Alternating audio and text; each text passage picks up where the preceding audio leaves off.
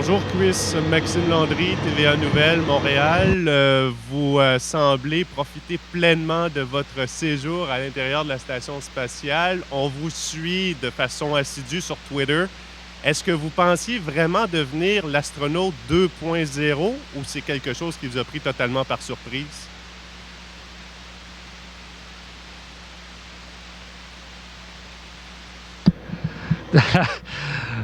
C'est une idée intéressante. Je suis juste un membre d'équipage ici. Nous sommes tellement occupés d'abord avec les expériences, avec l'opération de la station même. Mais en même temps, nous avons la technologie plus capable maintenant pour communiquer ce qu'on fait ici dans l'exploration de l'espace. C'est pas seulement la télévision, pas seulement email, mais c'est possible maintenant d'utiliser les moyens comme Twitter pour immédiatement peut-être plus savoir exactement ce qu'on fait ici dans l'espace. Et pour moi et pour l'équipage, c'est parfait parce que c'est une chose intéressante pour nous et comme j'ai vu, c'est intéressant pour tout le monde au Canada et au monde. Et donc, c'est juste nous, mais avec la technologie, c'est incroyable ce qui est possible.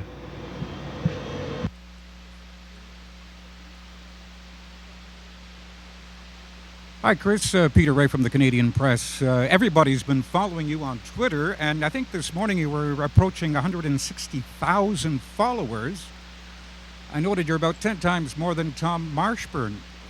First of all, let's talk about the Twitter, and secondly, let's talk about all those photos. First of all, 160,000 followers, and that's only, I think, within 21 days. You started at 20,000, now you're up to 160,000.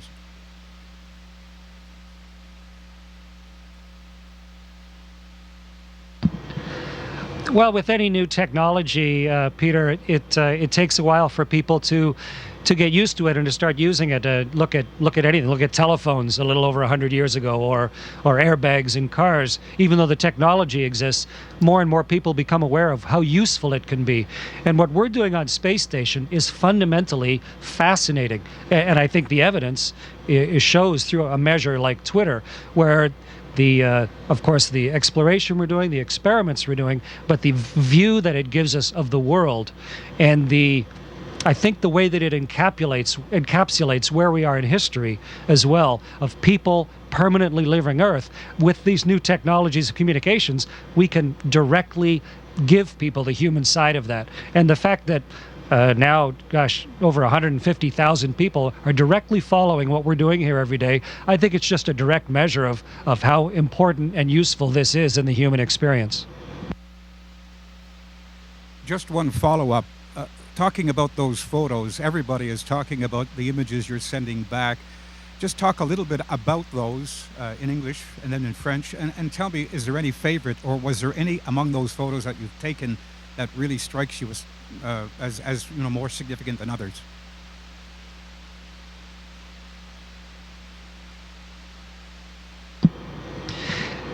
Since my first flight to the Russian space station Mir back 17 years ago, I've always maintained that the favorite pastime of astronauts is looking at the world out the window. It is so fundamentally beautiful and mesmerizing, and I've been doing my best with words to try and describe it ever since I first saw it from on board the Space Shuttle Atlantis just after we launched. And now I can directly, as I see beautiful things, send those pictures to the ground, and you can see the reaction. It has captured the eyes and therefore the minds and imaginations of so many people. It's such a wonderful place to better understand our planet.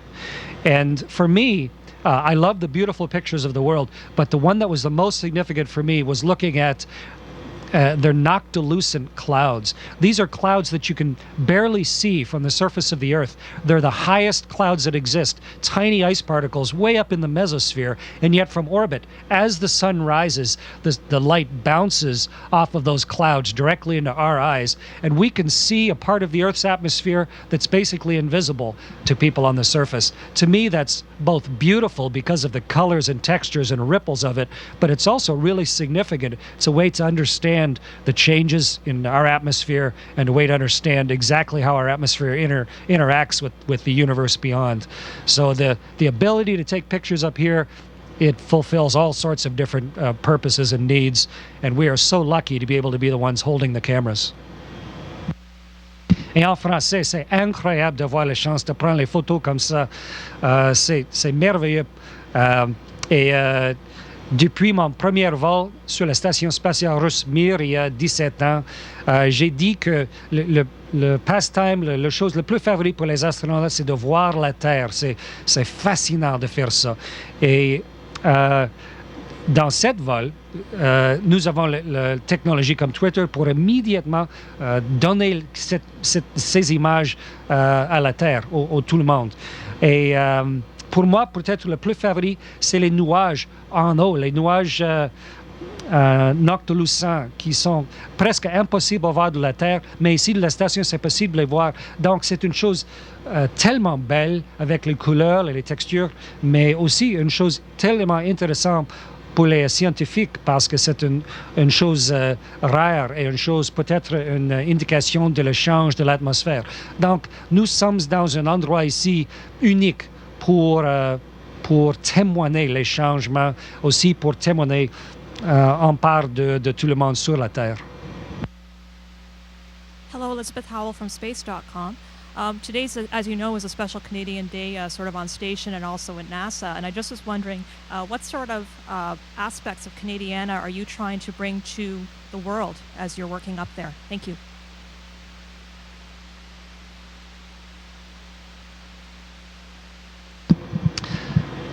Hello, Elizabeth.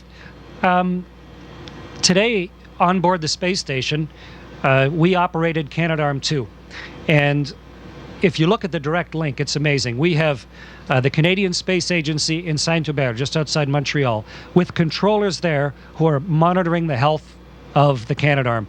They have people working down in Houston that are watching it, Canadians and people from other countries. And then sitting in mission control today was astronaut Jeremy Hansen this morning and astronaut David Saint-Jacques this afternoon. And they're talking directly to me, a Canadian, on board the space station as I have my hands and I'm operating Canadarm2.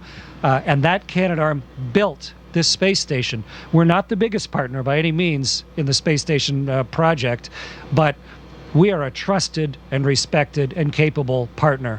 And what Canada has done is world class. And to be able to link it right through from the mission control back room at the Canadian Space Agency in Saint-Hubert, right through to my hands on the controls and Canadarm moving around up here on the space station, to me, it's a real demonstration of international partnership, but also a real demonstration of Canada's capabilities and some of the places we can go in the future.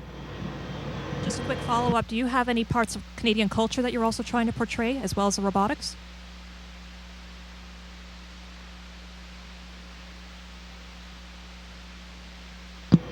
I think everybody's proud of where they're from. On board, we have people from Belarus, from Russia, historically from the Ukraine, Tom and Kevin from the United States, and myself from Canada. When we get together, we talk about family, we talk about where we're from, we talk about things that we grew up with. When we got together for Christmas, and it was both the 25th of December Christmas and the Russian Orthodox Christmas, we talked about each of us, about what our traditions were, and for New Year's as well, how we celebrated it with our families and our friends. And so I here represent Canada.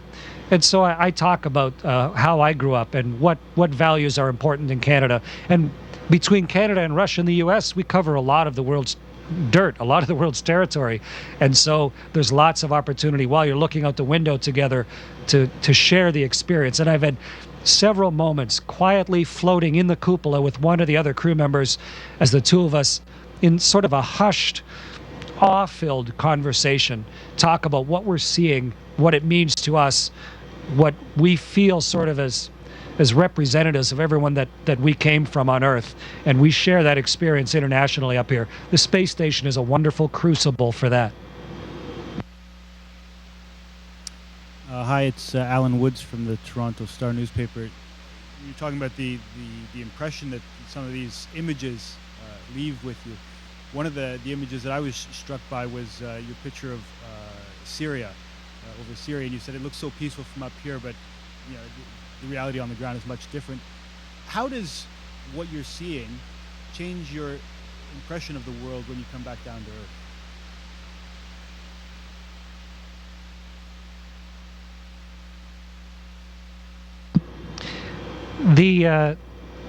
The perspective that we are subject to, that we are privileged enough to see directly with our eyes, is one that I think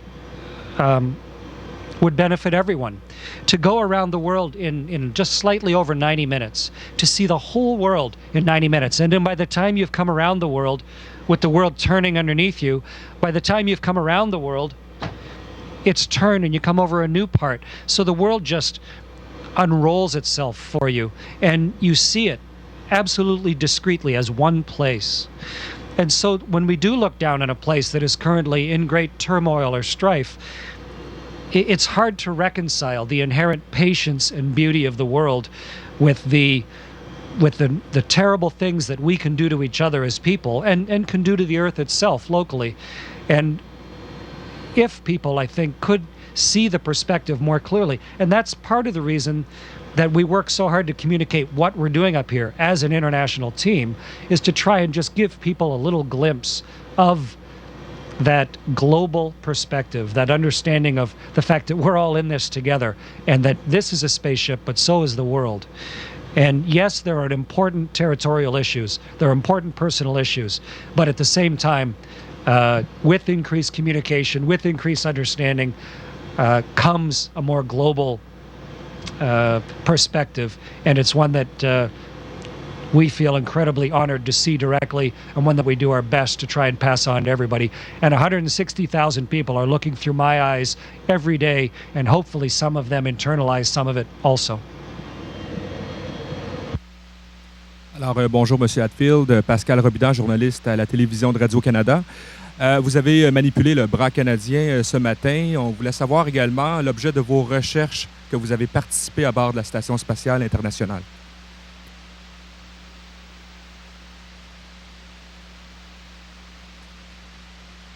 Oui, la station spatiale, c'est absolument un laboratoire. C'est pas seulement un laboratoire, mais un laboratoire ici, c'est le laboratoire américain, mais il y a un autre européen, un autre japonais, un autre de russe aussi. Et c'est le Canadarm2, notre manipulateur fameux qui a arrimé, qui a construit tout ça. Donc, c'est absolument un endroit international.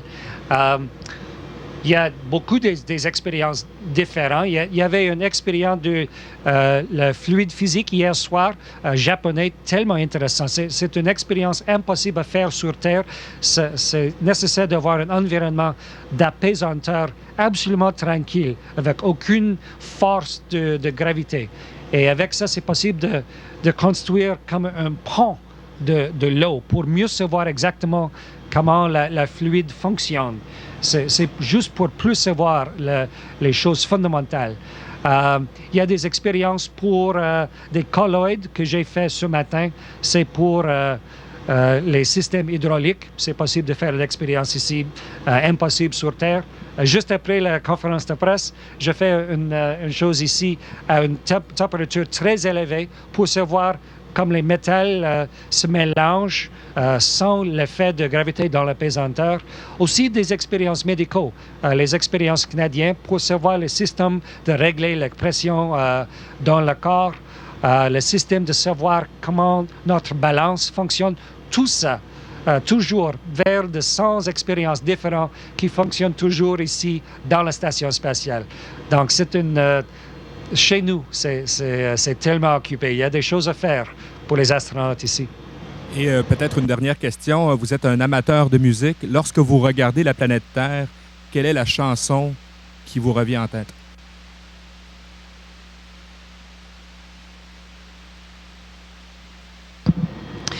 Oui, je suis astronaute, mais en même temps, je suis musicien depuis des années. Nous avons une guitare canadienne ici dans la station, à l'arrivée. Et j'ai pris la chance de jouer ça presque chaque soir après le travail. Au temps de Noël, c'était parfait pour célébrer, pour chanter ensemble. Mon frère et moi, nous avons écrit une chanson pour Noël et j'ai eu la chance d'enregistrer ça et je pense que beaucoup de monde ont déjà vu ça, écouté ça avec YouTube.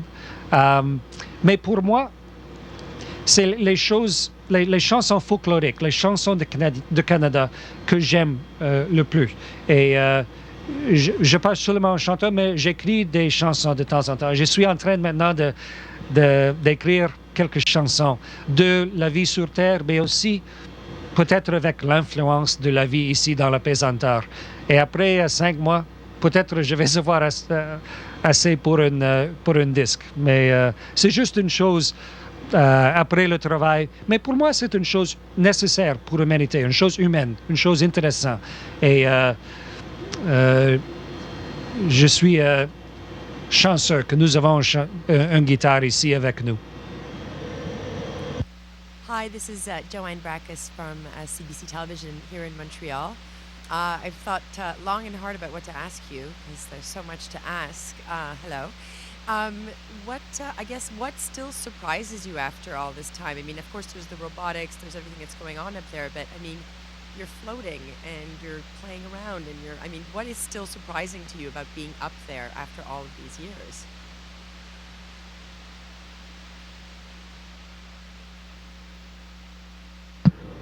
Well, this is my 3rd space flight, but yesterday I equaled my entire time that I had previously in space. After 20 years of being an astronaut, I'd only been in space for 20 days. But now with the Soyuz flight back on the 19th and with the time on station, I'm now up over twice that. So even though my experience is growing, there are still lots of surprises. Something I noticed this morning, on Earth, when I get up first thing in the morning, I find sometimes I'm a little bit clumsy as my body's waking up. I discovered you can be clumsy in weightlessness. And when I come out of my sleeping berth and come floating right down here to go into what is basically our galley and our bathroom, I bump into things. Even though I'm floating weightless, you can still have the morning clumsies up here. And that surprised me.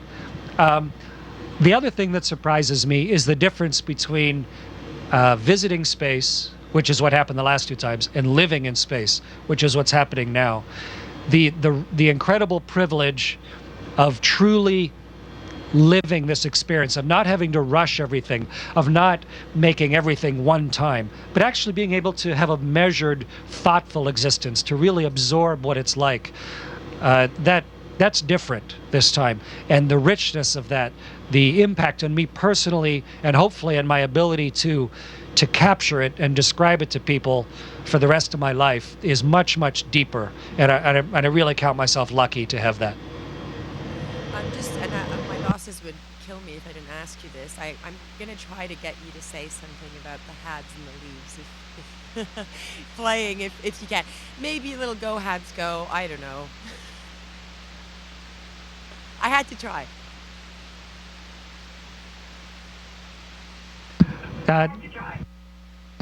I'm really pleased that the NHL is starting to play again. I love hockey. I love watching hockey. I think it's a great tradition and it's a great sport. And I'm really looking forward to watching.